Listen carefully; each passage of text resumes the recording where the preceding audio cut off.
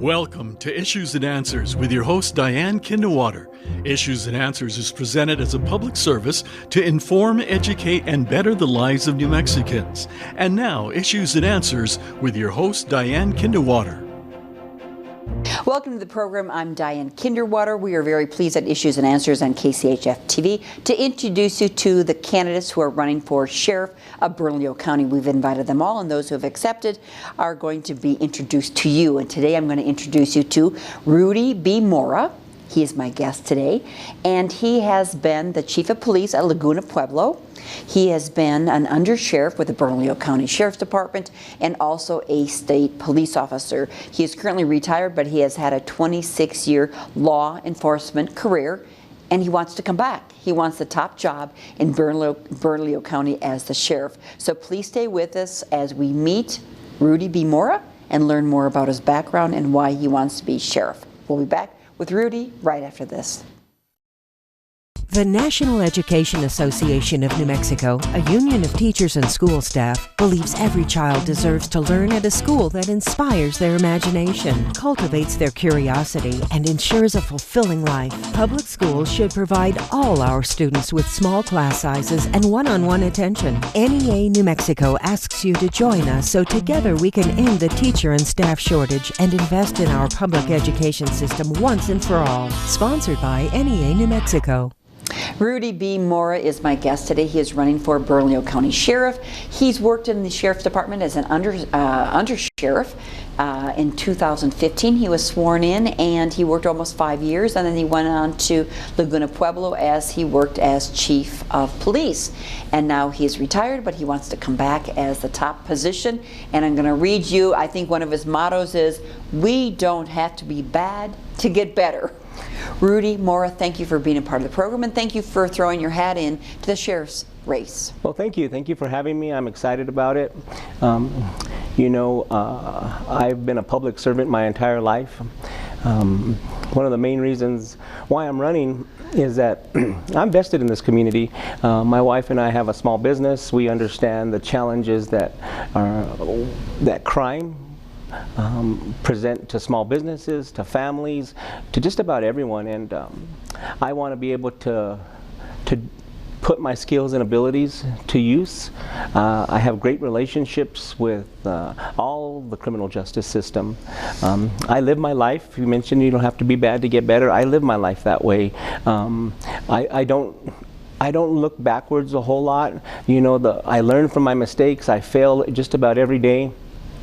And I learned from those. It's kind of like a car, right? It's the reason why the windshield is so big and the rearview mirror is so small. Just glance up every now and then and, see what's going on in the past and learn from it and move on. What drove me to law enforcement early on is I was a victim of violent crime. Yeah. In July of 1989, I was a young high school student getting ready to enter my senior year of high school at West Mesa. West Mesa? Yes, and I was out with some friends, and someone who didn't even know me, I didn't know them, they stopped a vehicle in front of me, and I was driving a motorcycle, and the passenger got out and fired a .45 caliber handgun in our direction, and it hit me in the chest. Came at an angle, went through my chest, collapsed my lung, and went out my armpit. So, just knowing, being a victim of that situation and feeling like I was underrepresented, when this individual had no regard for my life or anyone else's life for that matter, and he got 6 months in the city county jail with work release, and I almost lost my life. It was a driving force for me to join law enforcement. My father, my mom's father, my grandfather, I never met. He was a crossing guard for Bernalillo County Sheriff's Office, and in 1968 he was killed at a crosswalk by a subject who was having a medical episode, and he pushed some children out of the way, and he got hit and killed by the car.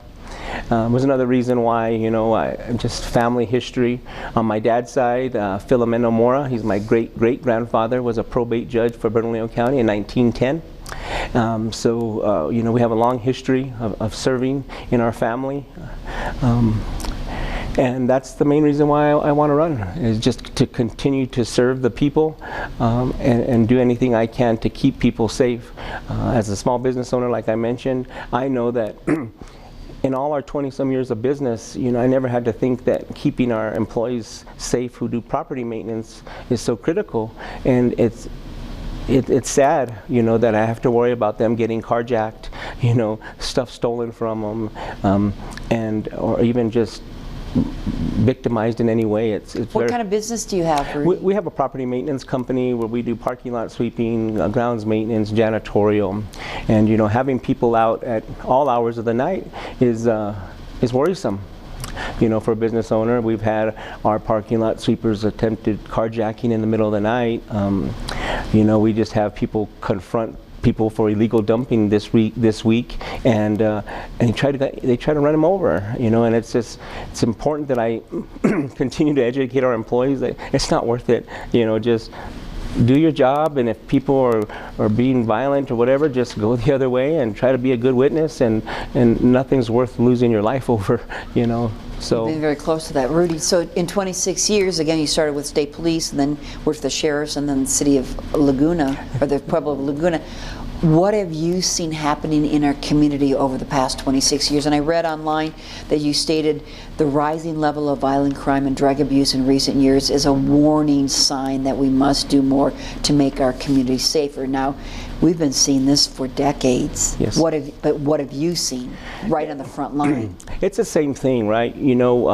We have seen the criminal being emboldened by not being held accountable. I'm a firm believer in personal accountability, and I also believe in helping people that need a helping hand, and most importantly, who want a helping hand. But when people continue to be violent repeat offenders, they need to be held accountable, and that's something that I'm willing to do. I'm willing to work with community stakeholders, the state legislature, anyone in the criminal justice system to make sure that these violent repeat offenders are being held accountable, because statistics show that these same individuals are committing the same violent crimes. It's a small percentage of these criminals that are committing all the violent crime. It's because they continually get released back out into the system.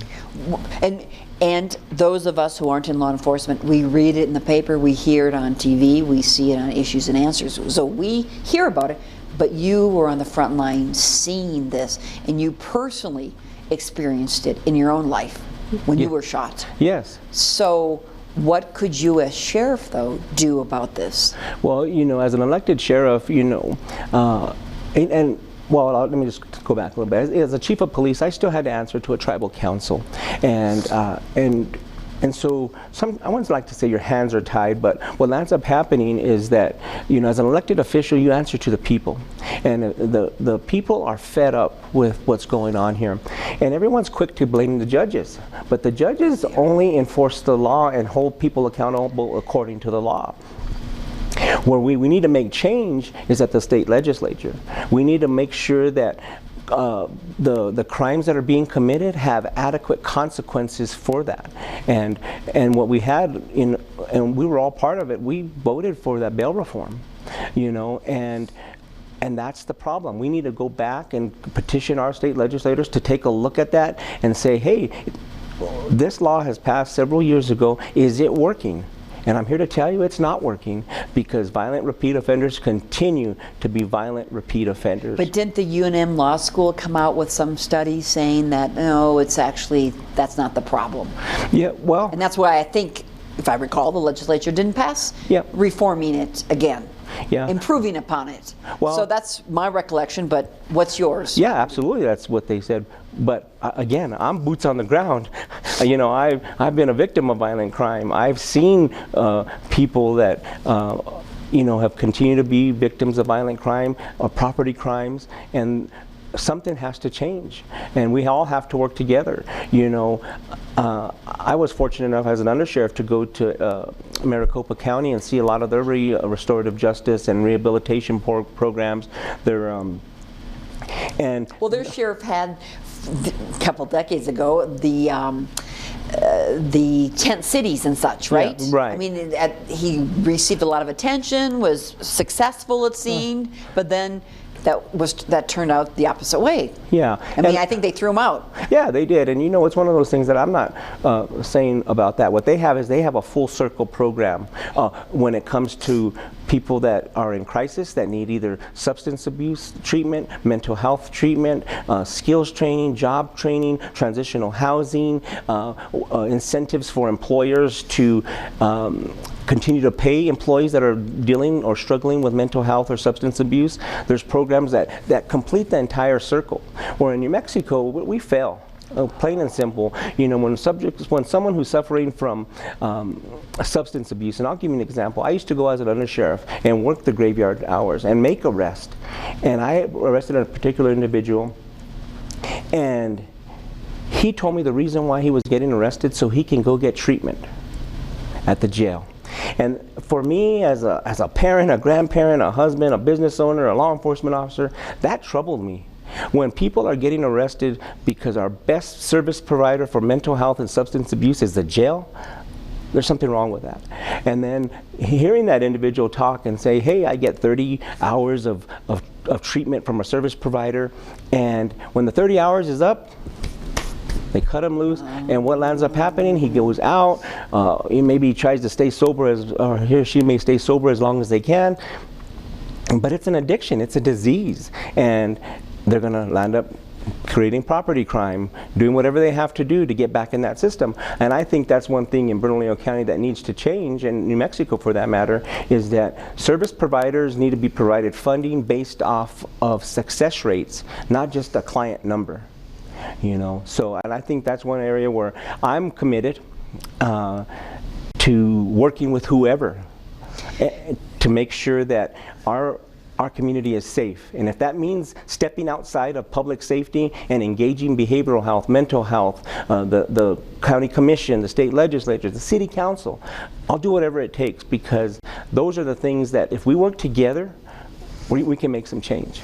But as I understand, people need to want the help. And again, as a layperson, not law enforcement, I'm under the belief that it's so easy for these repeat offenders to go break into someone's house and steal someone else's property instead of earning money to buy their own property, that it seems that these career criminals may not want any assistance or programs to help them or education, because it's been so easy to take someone else's belongings than work and learn and study and earn a job and pay for their own. Yeah, it just seems like it's a habitual thing in our community. Yeah, you're absolutely right. And that's where another key piece to that is investing in our youth. We live in a society here, and we're seeing grandparents raising grandkids, and we have to be better parents. We have to invest in our children. One thing that I'm passionate about is putting school resource officers in the elementary schools. Currently, the sheriff's office has them in mid schools and high schools, and I would like to expand that program and put them into the elementary schools, because statistics show that when children in that elementary age frame are mentored by police officers, they have a much less chance of creating or committing crime as they grow older. And there are studies for that, Rudy? Yes, there are studies, and Oakland did a very comprehensive study where they followed a group of children from that elementary all the way through high school, and that particular group, went on a very high percentage rate, finished high school, went on to college, and were less likely, in the high 90% less likely to be involved negatively with law enforcement. Because they learn to respect them they at an learn early age, and it's mutual. Someone exactly turned them off to the law enforcement. Yes, and it's just one of those things where I believe law enforcement, again, we don't have to be bad to get better, but we need to continually understand that we serve the people. And when you have police officers that feel valued, they feel appreciated, they're going to go out there and do a better job. And that's one thing that I'm committed to. As a small business owner, I understand the value of a dollar. I'm not saying that my opponents don't, but I can tell you most politicians, most government employees could spend money like just by turning on the faucet. Where I look at it a little different. You know, I make decisions, financial decisions. All my decisions are like throwing a rock into a clear pond, and I want to see where every single ripple wave hits that shoreline and how it's affected. And that's what I do with my business, because we have employees that are making sure that my wife and I make good financial decisions because their livelihood depends on it. And that's what also I bring to the table as a sheriff's candidate. And I think you had direct oversight of the $47 million budget. Yes, of the Sheriff's Department as an undersheriff of what, operations and administration and internal affairs? Yes, and you know, I think right now it's up in the $55 million budget range. You know, when the state passed the mandatory body camera law, you know, the county commission was obviously had to fund that, so that was a big portion of that. What is your feeling on the body cameras? I 100% support it. I worked my entire career with the New Mexico State Police behind a dash camera, and I've seen it where it not only protected me from false, frivolous allegations, but it also, I've seen it a number of times protect the people that I worked for. And there was one particular case where a female had made a false allegation about one of my officers that I'm responsible for, and I was proud to bring them in and say, where did this happen? And where she said it happened, I said, well, let's play the video. And just to see the look on her face that, you know, that was able to exonerate that officer, that's what it's all about, you know. And then there's times where we catch officers doing inappropriate things, and of course they need to be held accountable as well, you know. We discussed the level of violent crime and drug abuse and your solution regarding focusing on drug abuse and treatment and things like that. Also, another area that you're concerned about is intelligence-driven policy strategy, I read online. What does that mean? Well, you know, we have the ability to do intelligence-based policing, and the data is there, and what this helps law enforcement do is to be able to predict where crimes are being committed and where they're about to be committed. Repeat that for me, Rudy Mora. So, yes, sure. So we have the ability to know where crimes have occurred, just based off historical data, the people that are committing those crimes, and then we can have algorithms kind of show us where likelihood that crimes are going to be committed based off the previous historical data. And that, as a sheriff, as law enforcement, we can deploy resources to those areas. And I'll give you an example. And we're doing that currently? Yes, but not to its full potential. And here's what I would like to expand on. You know, we have someone, like I mentioned earlier, suffering from substance abuse. And we know that the courts will mandate 30 hours of treatment for him. We have that information. Why can't, on the 29th hour of their treatment, reach out to them with some social workers and say, hey, you're about to your court mandated treatment's going to stop. You're going to be released out here. Here's some additional resources, maybe with faith-based communities that can offer additional resources for them. That way they're not going to self-medicate.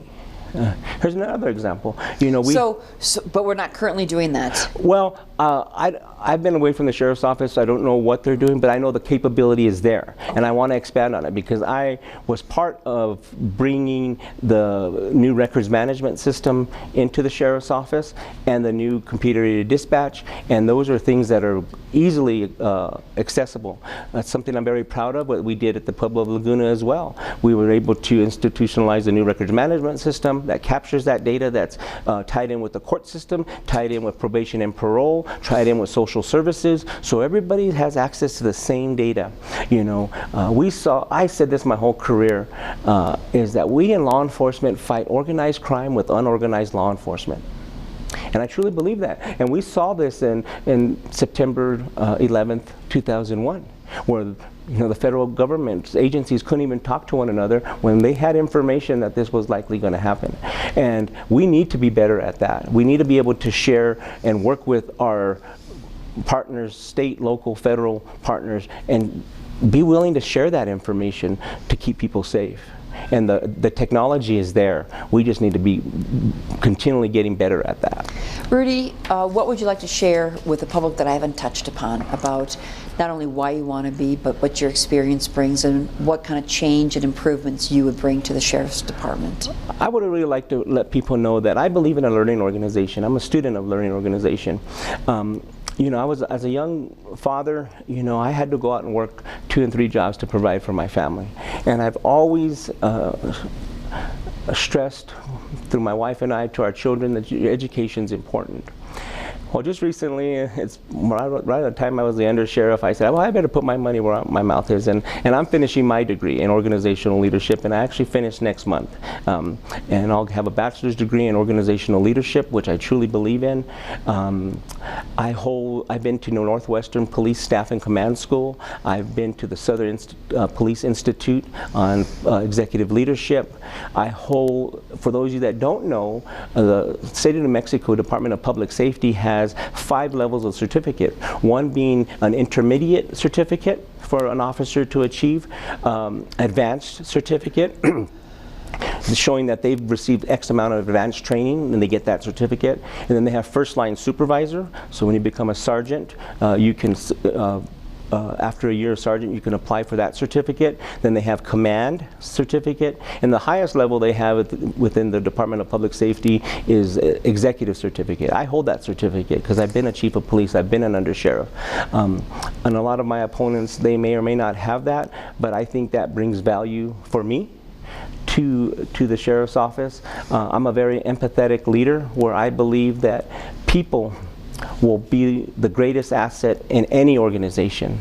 And when people feel empowered, they feel supported, they'll do amazing things. And that's one thing that I believe I will bring to the sheriff's office, is be able to empower the people, both civilian and sworn personnel, to be the best they can be, because I believe if they're the best trained, have the best resources, then they provide the best services to the people, and that's what I believe in.